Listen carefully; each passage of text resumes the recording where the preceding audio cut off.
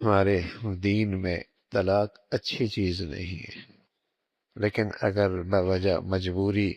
اس کی ضرورت پیش میں آ ہی جائے تو شریعت نے اس کے متعلق بھی رہنمائی فرمائی، اور اس کی رہنمائی یہ فرمائی ہے کہ جب طلاق دو تو پھر طلاق ایک دو، اور عورت کو پاکی کی حالت میں دو، جب وہ ماہواری اس کی نہیں ہو رہی اور اس کا طہر کا وقت ہے،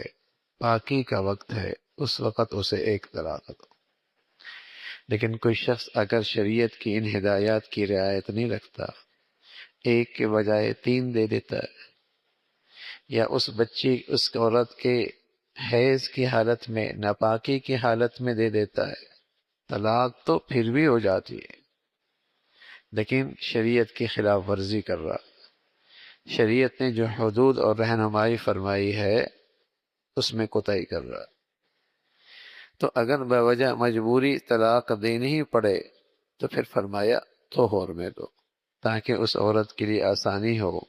کہ 3 ماہواریاں جب اس کی عدت کی گزر جائیں تو وہ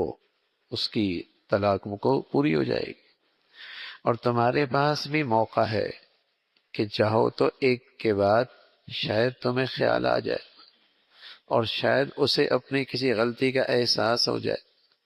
اور تم دونوں میاں بیوی بن کر زندگی گزارنا چاہو اور اس طلاق کا تدارک کرنا چاہو تو موقع ہے۔ 1 مہینہ ہے، 2 مہینے ہیں، 3 مہینے ہیں، کہیں ایسا نہ ہو کہ تم نے طلاق تو دی جوش میں اور شریعت کی حدود کا بھی خیال نہ رکھا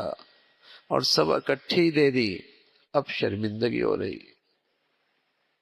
اب تدارک کی صورت بھی کوئی نہیں۔ تو اگر حالت مجبوری ہے اور کسی وجہ سے طلاق دینی ہی پڑ رہی ہے، گزارا دونوں کا مشکل ہو رہا ہے، تو شریعت نے اس کا بھی طریقہ بتایا ہے کہ طلاق دو اور اس انداز سے دو، اور پھر جب وہ عدت گزار رہی تو اس عدت کے دوران اس کی رہائش، اس کے کھانے پینے کا انتظام بھی مرد کے ذمے ہے، جیسے ایک بیوی کا ہوتا، اسی کے ذمے ہے۔ اور ان حدود کا خیال رکھو گے تو تمہارا بھلا ہے، لیکن اگر کوتاہی کی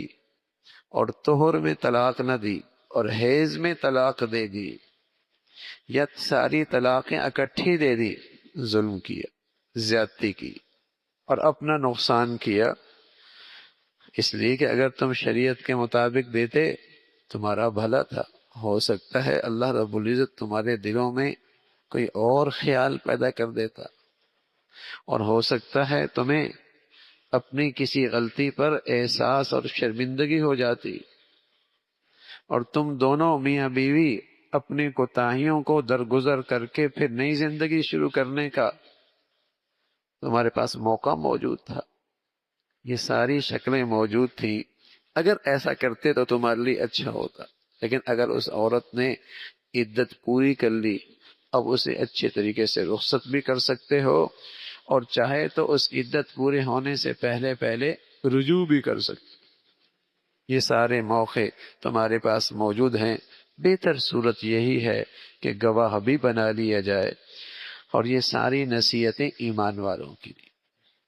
جن پر اللہ کی ذات پہ، جن کا اللہ کی ذات پہ ایمان ہے کہ وہ ذات ہمارے حق میں بہت خیر خواہ ہے اور ہمارے بر میں حق میں بہت حکیم ہے، اور اس ذات کو ہم پر اس ذات کی ہم پہ بڑی مہربانیاں ہیں، جو یہ ایمان رکھتا ہے، یہ میری نصیحت انہی کے لیے ہے کہ وہ اس نصیحت سے فائدہ اٹھائیں۔